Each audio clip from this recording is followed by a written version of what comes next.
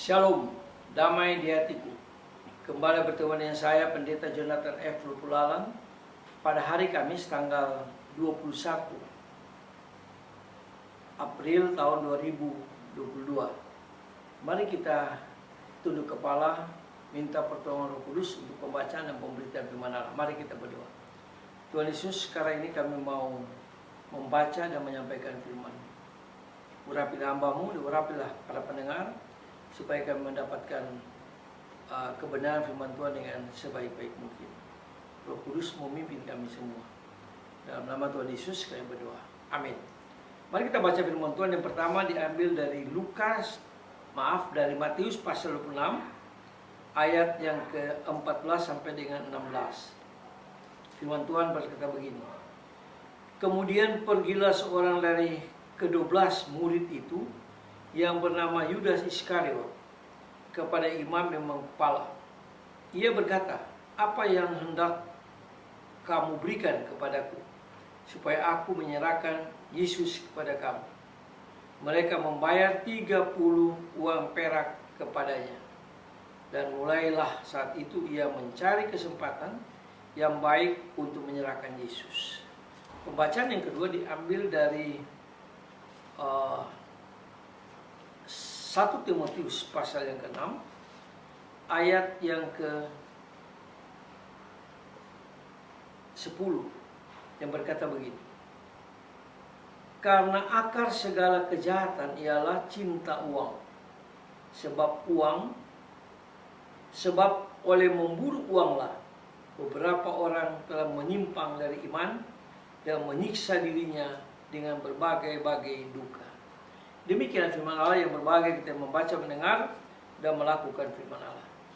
Tema kita pada hari Kamis tanggal 21 April 2022 adalah tidak ada uang manusia bisa mati. Tetapi banyak uang manusia juga bisa mati.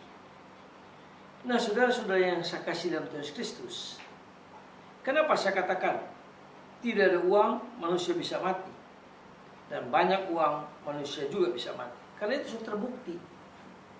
Ada orang yang tidak ada uang, dia harus mencuri, lalu dia membunuh. Pada akhirnya dia dihukum mati, di penjara. Dia dihukum seumur hidup. Tapi ada banyak juga orang yang banyak uang, tapi akhirnya juga mati di penjara. Karena dia korupsi, dia stres, akhirnya dia mati. Nah, saudara-saudara yang saya kasih dalam Tuhan Kristus, tidak ada seorang pun yang tidak membutuhkan uang.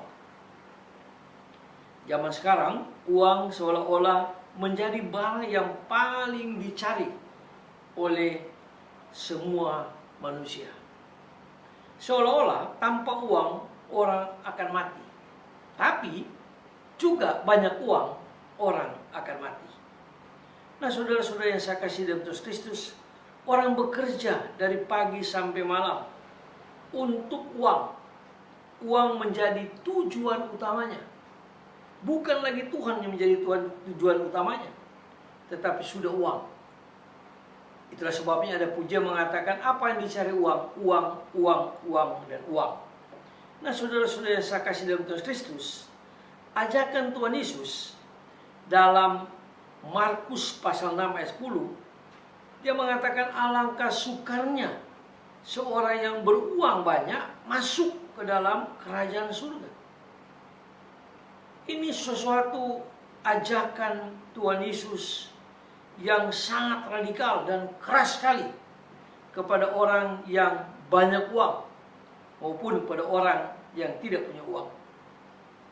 Nah, bagaimana mungkin seseorang yang memiliki banyak uang, banyak harta harus menjual semuanya hanya untuk mengikuti Yesus sebagai muridnya Tuhan Yesus? Nah, saudara-saudara yang saya kasih dalam Tuhan Kristus, itulah sebabnya seorang yang kaya, dia bertanya kepada Tuhan Yesus, bagaimana caranya dia masuk surga? Lalu Tuhan Yesus menganjurkan supaya harta bendanya dijual, lalu uangnya diberikan kepada orang miskin. Pemuda itu pulang dengan sedih dan dia tidak melakukan itu. Nah, saudara-saudara yang saya kasih dalam Tuhan Kristus, sebagai murid Yesus, tentunya ada syarat yang harus mereka penuhi. Apa syaratnya? Syaratnya mengorbankan segala yang dimiliki, bahkan nyawa sekalipun.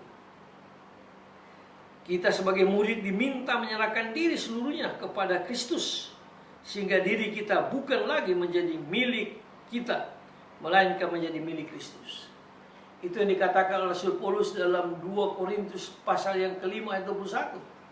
Bahwa kita ini sudah dibeli dengan darah Kristus secara tunai pada waktu Kristus mati di kayu salib. Dia membeli kita.